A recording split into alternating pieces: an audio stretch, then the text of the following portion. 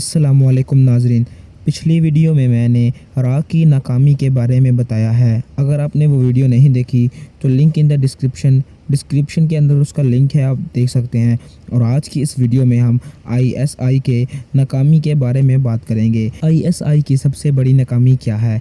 इस सवाल के जवाब में जनरल दुरानी ने कहा कि ऑपरेशनल सतह पर 65 की जंग में दुश्मन इलाके मालूमात हमारे पास बेहतर थी। हमें पता था कि वो जंग की तैयारियों में है, मगर इसका फ़ायदा हमने नहीं उठाया।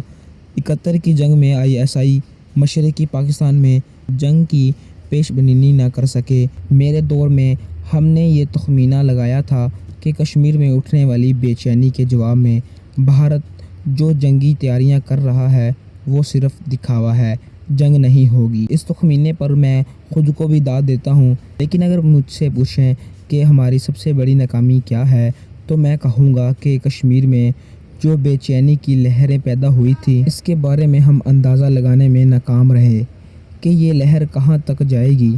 ऐसी लहरें अमूमन 6 माह साल तक रहती हैं, लेकिन जब ये तवील हो गई तो हम समझ नहीं आ रहा था कि अब क्या करें।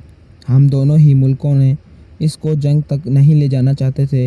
मुझे आज भी पछतावा है कि ईमानुल्लाह गिलगिती को हमने संजीदा नहीं लिया था। इस वक्त वो अहम नहीं लगता था। कश्मीर की अलग हैसियत से आज़ादी के इस नारे ने सूरत हाल को बहुत गंजलिक कर दिया था।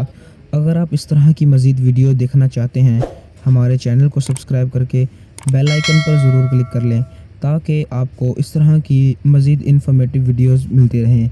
और कमेंट सेक्शन के अंदर पाकिस्तान जिंदाबाद, पाक फ़ौज जिंदाबाद, ISI जिंदाबाद इसका नारा ज़रूर लगाएं।